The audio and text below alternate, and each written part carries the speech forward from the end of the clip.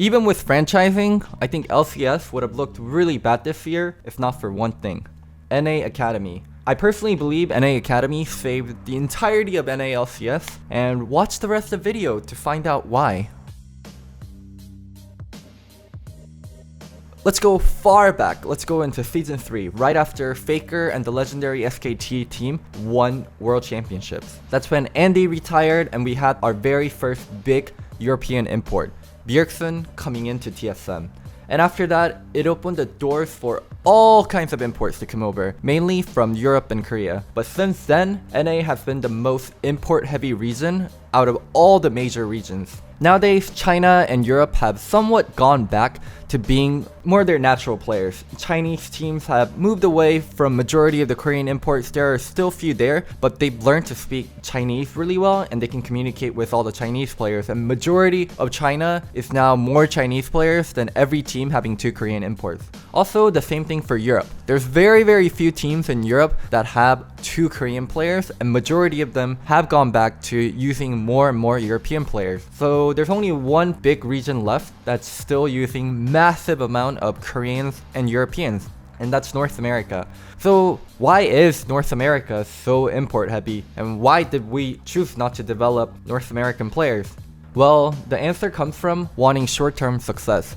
And ultimately, that's what imports give you. If your team is ready to compete for a championship, or if your team needs to do really well, because basically for all of esports, it's an investment. It's a research and development like part of a company. Esports does not make you money. Whenever organizations are investing into League of Legends team, a lot of times it's coming out at a deficit. And even with all these giant basketball teams coming in and investing into esports, they're not doing it because esports is making them profit right away. But the valuation of these esports organizations, the valuation of a franchise spot is extremely high, and they imagine it to be higher in 5 years and 10 years. So they're basically investing into it. And they also want to grow a fan base, and in esports, it's impossibly hard to grow a fan base when you're losing. Who are the teams across the world with the biggest fan base? Let's go for North America. TSM, CLG, Cloud9, Team Liquid.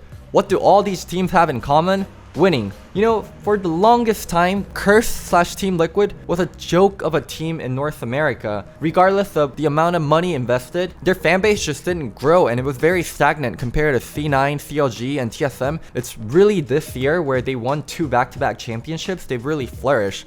Let's go to Korea. Who's the biggest fan base ever in Korea? SKT, derp, the most winningest team in all of League of Legends. And the most popular team before SKT was actually the CJ teams from Azubu. Why was Azubu so popular? Because Blaze and Frost won so many tournaments. They won so many OGNs. Even Rocks, like the Rocks Gaming that turned into Kingzone, that turned into Longju, they were popular because they were so good and because they were winning. It's the same thing for Europe and China also. When you think of the big European teams, Fnatic, G2, they're popular because they win. RNG, World Elite, they're popular because they win. So a lot of times, teams need to win just to survive and grow their fan base. And that's why so many teams were interested in investing into imports. But here's the problem with NA investing into imports, especially for mid lane. If you think about a year back or even 2 years back, the entirety of mid lane for North America was non-North American players. High, Pobelter, and Golden Glue are the only ones that come to mind as true North American mid laners. And why does this phenomenon happen?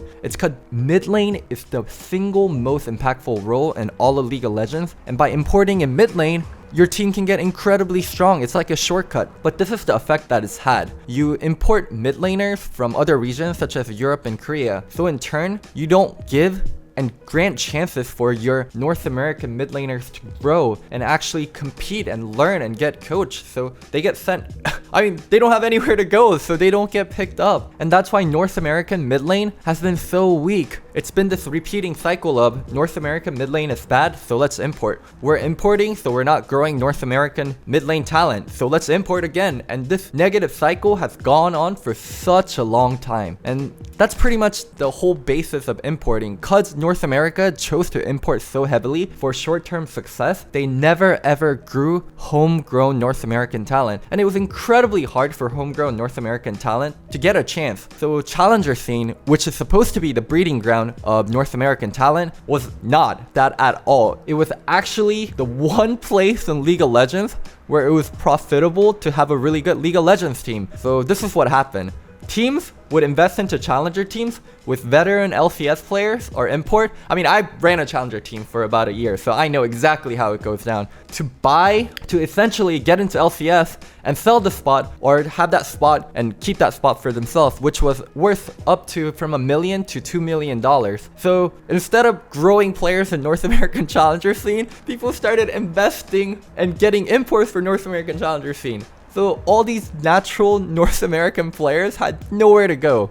And now, here comes Academy. The thing that actually started to finally solve the problem. Winning Academy doesn't grant you an LCS spot. Winning Academy actually gives you literally nothing. It doesn't do anything. It's just for giggles and it's just for bragging rights. So finally, North American talent has a place they can go from solo queue to a challenger team and actually grow. And that challenger league is about growing North American talent. And finally, NA can start growing actual North American talent. If there was no challenger scene, what would have happened to Blabber, Zazel, and Golden Glue?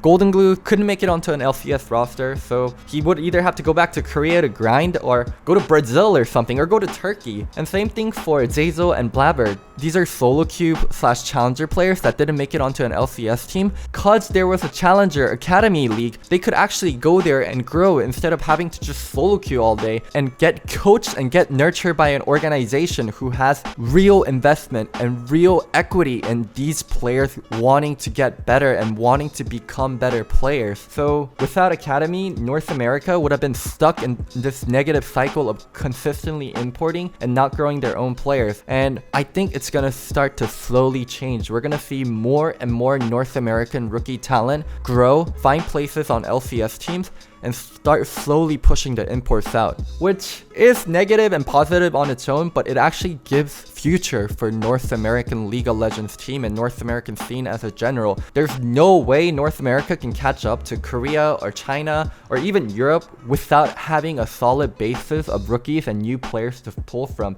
And now they finally have it. Now when teams want to get better, and now when teams want to make roster changes, they can look to the academy scene and pick up the best possible academy players instead of importing from Korea or China or Europe.